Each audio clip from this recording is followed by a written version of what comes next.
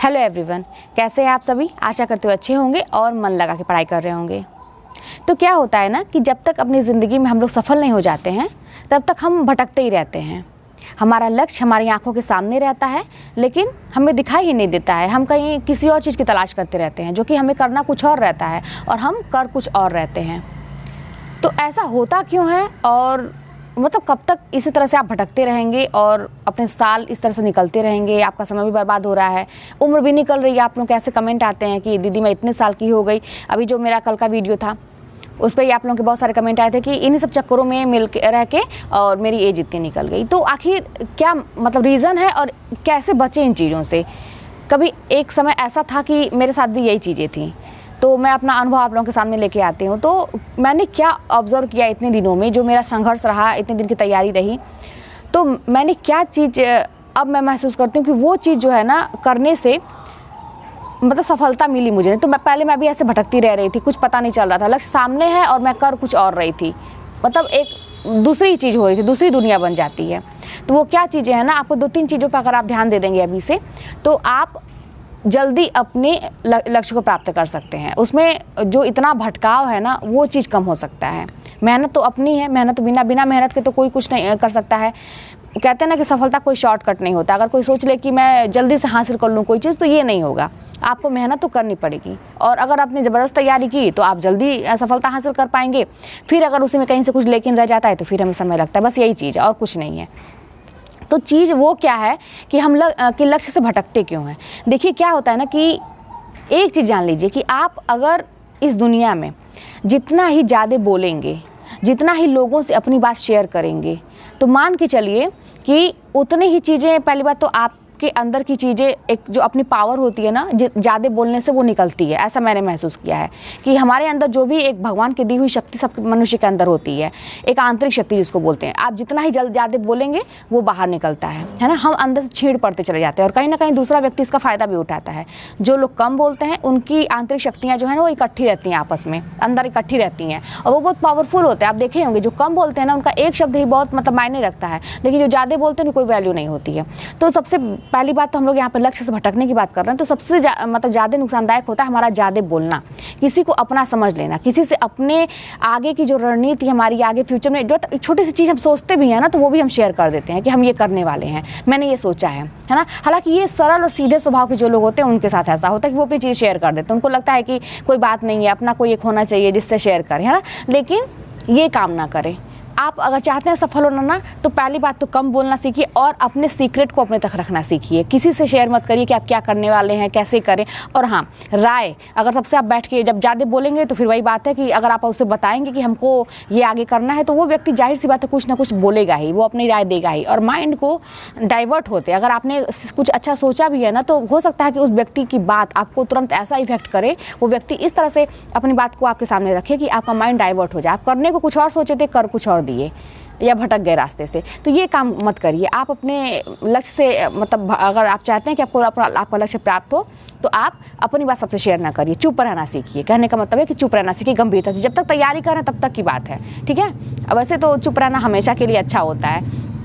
और एक चीज़ जान लीजिए कि नहीं करना सीखिए। नहीं, ये मैंने अपने जीवन में, जानते हैं मेरी मैम भी एक बताई थी कि उनके भी लाइफ में वो बड़ी सरल स्वभाव की थी। तो वो हालांकि आज बहुत बड़ी प्रिंसिपल है कि स्कूल में, तो बहुत बड़े पद पे हैं। तो लेकिन ना वो छोटी छोटी चीज़ें मुझसे शेयर करती थी, बताती थी, मुझे गाइड करती थी। तो वो उन्होंने कहा था कि करुणा तुम नहीं करना सीखो। क्यों तुम सबको हाँ हाँ हर बात में करती हो, नहीं भी करना सीखो, अपनी बात को रखना सीखो। तो ये चीज़ मैंने अपनाया कि अगर आपसे कोई चीज़ कुछ करवाना चाहता है, कोई आप पे अपनी बात थोपता है या कोई भी ऐसी चीज़ हो जो आपको पसंद नहीं है या आपके हिसाब से वो सही नहीं है, तो आप नहीं करना सीखिए।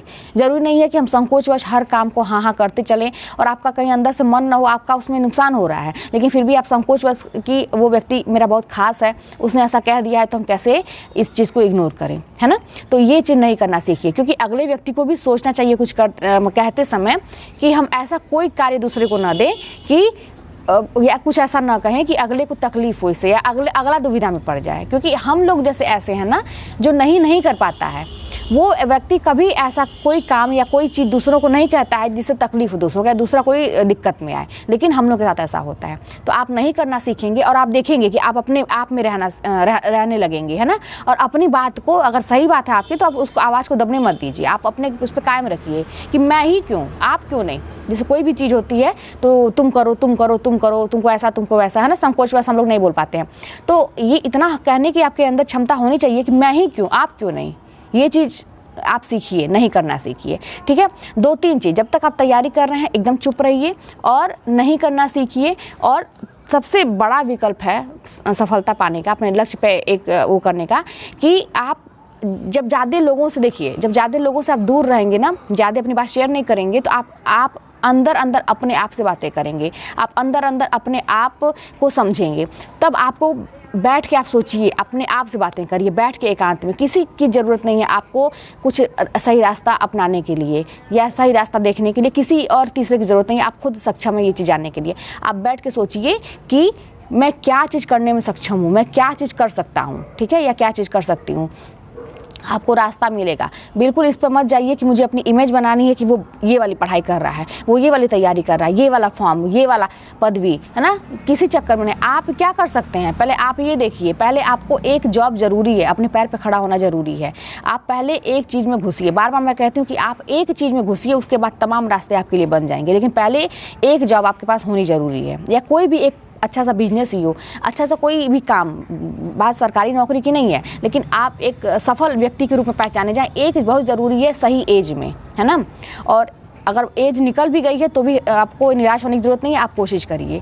तो आप अपने से पूछिए कि आप क्या चीज़, जैसे क्या था ना कि अभी मैं जब ये कमेंट आ रहा था तो मैं उसमें देखी कि UP TET C TET primary के चक्कर में बहुत साल लग गया और कर कुछ नहीं पाए। ये ऐसा जानते हैं क्यों होता है? लहर चलती है, एक लहर ही चलती है। जब ये वैकेंसियाँ निकलती हैं ना, 72,000, 68,000, 69,000 और बहुत सारी ऐसी वैकेंसी ज़्यादा निकलती हैं, और जिसके मुँह से सुनो उसके मुँह से हम तैयारी कर रहे हैं इसका सी टेट का, यूपी टेट का, ठीक है। वो भी मतलब भाई उसमें तो जाहिर सी बात अभी तक तो यही था ना कि भाई मेरिट ओरिट का उसमें देखा जाता है। आपको पहले आकलन कर लेना चाहिए कि अगर मेरा निकलेगा तो क्या मैं उसमें हो पाएगा कि नहीं, मेरा मेरिट अच्छा है कि नहीं, एकेडमिक मेरिट। तो उससे आप सब तैयारी करिए, बहुत अच्छी बात है, लोगों का होता है।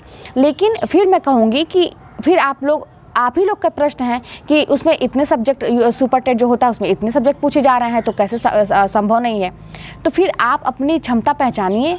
या तो 14 सब्जेक्ट जो पढ़ रहे हैं, इतने सारे सब्जेक्ट जो पढ़ रहे हैं, सुपर टेट की तैयारी कर रहे हैं, वो लोग भी तो इंसान हैं, वो लोग तो कर ही रहे हैं, वो किसी से कंप्लेन नहीं करने जा रहे हैं, वो कर रहे हैं। अगर आपको कंप्लेन ही है, आपको लगता है कि हम नहीं कर पाएंगे, मेरे बस की कुछ सब्जेक्ट ऐसा है जिस पर मेरा कुछ भी कमांड, हम कर ही नहीं पाएंगे, आपको ऐसा लगता है और आप मेहनत भी नहीं करना चाह रहे हैं, तो फिर आप बैठ के सोचिए कि आप करना क्या चाहते हैं। तो फिर आपके सामने कोई ना कोई विकल्प तो होगा ही। ये तो आपको अपने से ही पूछना पड़ेगा।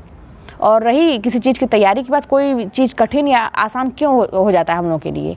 जो व्यक्ति तैयारी कर रहा है वो कभी नहीं कहता कि कठिन है, वो चुपचाप अपना उसका टारगेट रहता है कि हाँ ये चीज़ें हैं, अगर पाठ्यक्रम में है तो मुझे तैयार करना किसी भी तरह से करके। तो अपने आप से बैठ के अकेले में पहले आप खुद सोचिए कि आपको करना क्या है। जब तक देखिए कितने भी आप किताब खरीद लीजिए, कोई भी वैकेंसी आए, लाखों वैकेंसी आ रही है, कुछ भी आएगा, ये जान लीजिए। आप कितनी बार भी 10 बार फॉर्म भर रहा है, कुछ भी करेंगे, हमेशा अपने लक्ष्य से भटके रहेंगे जब तक आप खुद नहीं डिसाइड करेंगे कि आपको करना क्या है। और आप अपने आप से बातें नहीं करेंगे। लोगों से जितना ही आप संपर्क में रहेंगे, अपनी चीज़ें छोटी चीज़ शेयर करेंगे, ये वो ऐसे वैसे, हमेशा आप तकलीफ में रहेंगे, भटके रहेंगे लक्ष्य से। आपका माइंड एक जगह स्थिर ही नहीं रहेगा, आप गंभीर व्यक्ति के रूप में आएंगे ही नहीं सामने। हमेशा एक होता है ना, और कोई वैल्यू भी नहीं, सबसे बड़ी बात है कोई वैल्यू भी नहीं रहती है। तो इसीलिए इन सब चीज़ों को ध्यान में रख के आप अपना काम करिए। पहले तो लक्ष्य निर्धारित करिए, संयमित होकर, घबराने की ज़रूरत नहीं है। कितनी भी एज हो गई है कोई बात नहीं है आप। और हाँ, बात रहती है एलिजिबिलिटी की, बहुत सारे मेरे पास प्रश्न आते हैं, आप विज्ञापन देखिए, है ना, एक सही जानकारी लीजिए कि किसमें कितना चाहिए, क्या चीज़ चाहिए, कॉम्बिनेशन के विषय में आप लोग पूछते हैं, आप विज्ञापन देखिए, है ना, सर्च करेंगे आपको मिल जाएगा नेट पे। थोड़ा सा मेहनत तो करना पड़ेगा हर चीज़ में। तो फिर चलिए मिलते हैं नेक्स्ट वीडियो में। कोई भी बात होगी तो कमेंट के माध्यम से बताइएगा, मैं आपको उस पर अपना सुझाव देने का प्रयास करूँगी।